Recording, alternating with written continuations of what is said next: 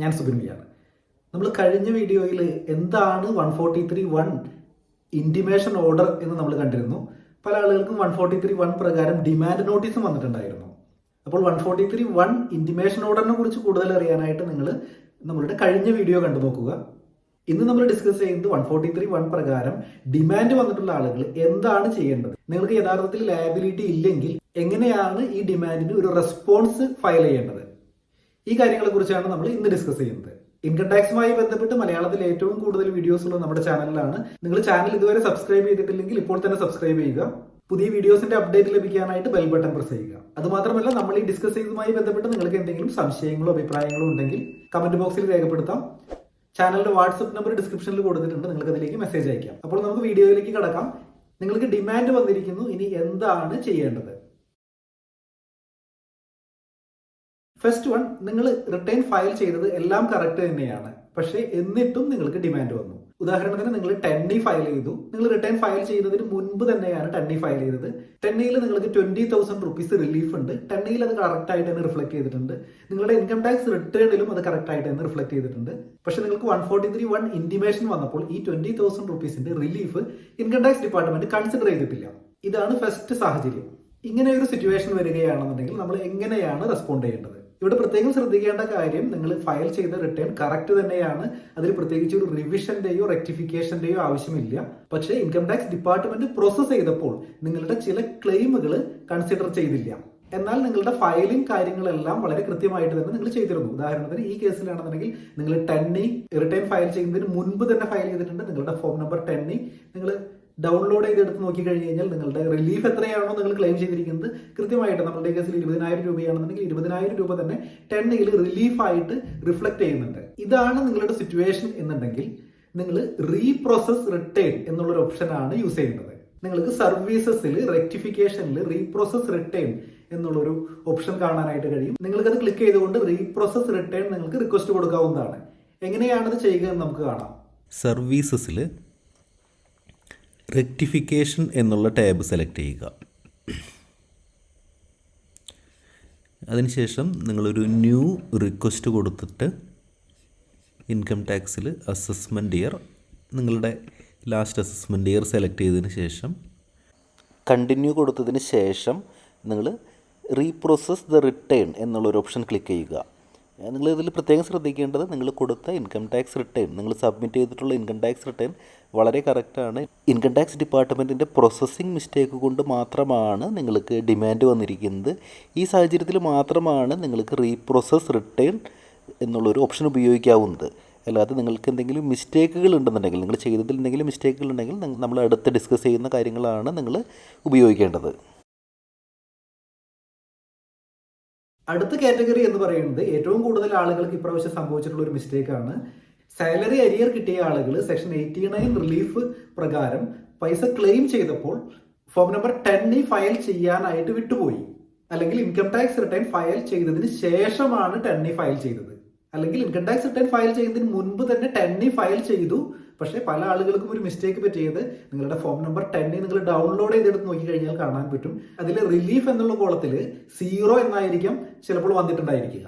അപ്പോൾ നിങ്ങൾ 10E file ചെയ്യാനായിട്ട് വിട്ടുപോയി, അല്ലെങ്കിൽ നിങ്ങൾ ഇൻകം ടാക്സ് റിട്ടേൺ ഫയൽ ചെയ്തതിന് ശേഷമാണ് 10E ഫയൽ ചെയ്തത്, അല്ലെങ്കിൽ നിങ്ങൾ 10E ഫയൽ ചെയ്തിരുന്നു പക്ഷേ തെറ്റായിട്ടുള്ള ഒരു എമൗണ്ട് അല്ലെങ്കിൽ 0 ആണ് നിങ്ങൾക്ക് ക്ലെയിം വന്നിരിക്കുന്നത്. ഈ സാഹചര്യങ്ങളിലെല്ലാം നിങ്ങൾക്ക് ഡിമാൻഡ് വരാനായിട്ട് സാധ്യതയുണ്ട്, അല്ലെങ്കിൽ നിങ്ങളുടെ റീഫണ്ട് കുറയാനായിട്ട് സാധ്യതയുണ്ട്. അപ്പോൾ ഈ ഒരു സിറ്റുവേഷന് എന്താണ് പരിഹാരം? ഇവിടെ നിങ്ങൾക്ക് ചെയ്യാനായിട്ടുള്ളത്, നിങ്ങളുടെ 10E ആദ്യം തന്നെ കറക്റ്റ് ആയിട്ട് സബ്മിറ്റ് ചെയ്യുക.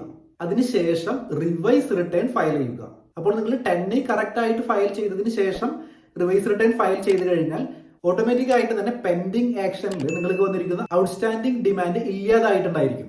ഇനി അതല്ല, ഔട്ട്സ്റ്റാൻഡിംഗ് ഡിമാൻഡ് അവിടെ സ്റ്റിൽ പെർസിസ്റ്റിംഗ് ആണെങ്കിൽ നിങ്ങൾക്ക് അതിൽ റിവൈസ് റിട്ടേൺ അല്ലെങ്കിൽ റെക്ടിഫിക്കേഷൻ റിട്ടേൺ ഓൾറെഡി ഫയൽഡ് ആണ് എന്ന് റെസ്പോൺസ് കൊടുക്കാനായിട്ട് സാധിക്കും. ഓൺലൈനായിട്ട് ഇത് എങ്ങനെയാണ് ചെയ്യുക എന്ന് നമുക്ക് കാണാം. നിങ്ങൾ ഫയൽ ചെയ്തിരിക്കുന്ന ഫോം നമ്പർ 10E തെറ്റാണ്, അല്ലെങ്കിൽ നിങ്ങൾ ഇൻകം ടാക്സ് റിട്ടേൺ ഫയൽ ചെയ്തതിന് ശേഷമാണ് ഫോം നമ്പർ 10E ഫയൽ ചെയ്തിരിക്കുന്നതെങ്കിൽ നിങ്ങൾ ഫ്രഷായിട്ട് പുതുതായിട്ടൊരു ഫോം നമ്പർ 10E കൂടി ഫയൽ ചെയ്യുക. നമ്മൾ ഈ ഫയലിൽ ഇൻകം ടാക്സ് ഫോംസിൽ ഫയൽ ഇൻകം ടാക്സ് ഫോംസ് തന്നെ സെലക്ട് ചെയ്യുക.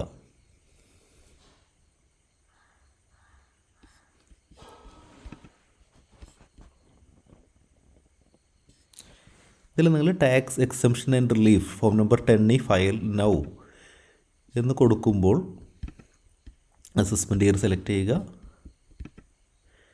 കണ്ടിന്യൂ കൊടുക്കുമ്പോൾ നിങ്ങൾക്കൊരു do you want to proceed എന്ന് പറഞ്ഞൊരു ഓപ്ഷൻ കാണാം. അതായത് നിങ്ങൾ already form number 10 assessment year 2022-23 ഇന്ന ഡേറ്റിൽ സബ്മിറ്റ് ചെയ്തിട്ടുണ്ട്.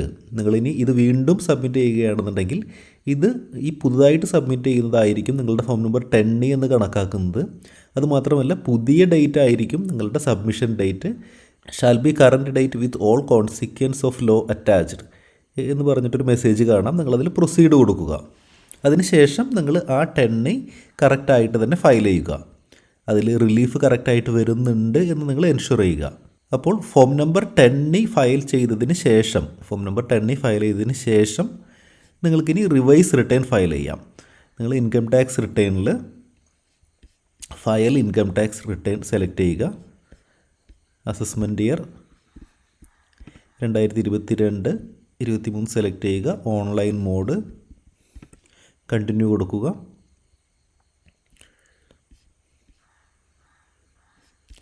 സ്റ്റാർട്ട് ന്യൂ ഫയലിംഗ് കൊടുക്കുക. Individual continue. ITR form select ചെയ്യുക. ITR 1 ആണ് നമുക്ക് അപ്ലിക്കബിൾ ആയിട്ട് വരുന്നത്. Proceed with ITR 1. Let us get started. Taxable income is more than exemption limit. Continue.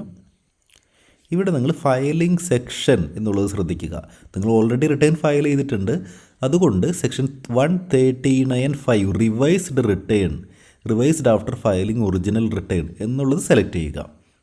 Automatically നിങ്ങൾ file ചെയ്തിരിക്കുന്നതിൻ്റെ അക്നോളജ്മെൻറ്റും നിങ്ങളുടെ ഡേറ്റ് ഓഫ് ഫയലിംഗ് റിട്ടേണും അവിടെ വന്നിട്ടുണ്ടായിരിക്കും.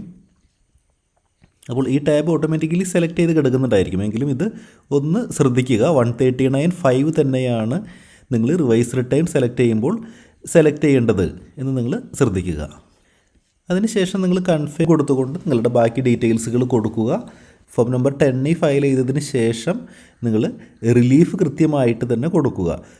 എന്ത് തന്നെയായാലും നിങ്ങൾ റിവൈസ് റിട്ടേൺ ഫയൽ ചെയ്യുന്നതിന് മുൻപ് നിങ്ങൾ ഫയൽ ചെയ്തിട്ടുള്ള ഫോം നമ്പർ 10 ഡൗൺലോഡ് ചെയ്തുകൊണ്ട് അതിൽ കൃത്യമായിട്ട് അരിയറിൻ്റെ റിലീഫ് വരുന്നുണ്ട് എന്ന് എൻഷുർ ചെയ്യുക. അതിൽ എമൗണ്ടും കൃത്യമായിട്ട് തന്നെ കാണിക്കുന്നുണ്ട് എന്ന് കൺഫേം ചെയ്തതിന് ശേഷം മാത്രം നിങ്ങൾ ആ എമൗണ്ട് റിലീഫായി എടുത്തുകൊണ്ടുള്ള നിങ്ങളുടെ റിവൈസ് റിട്ടേൺ ഫയൽ ചെയ്യുക.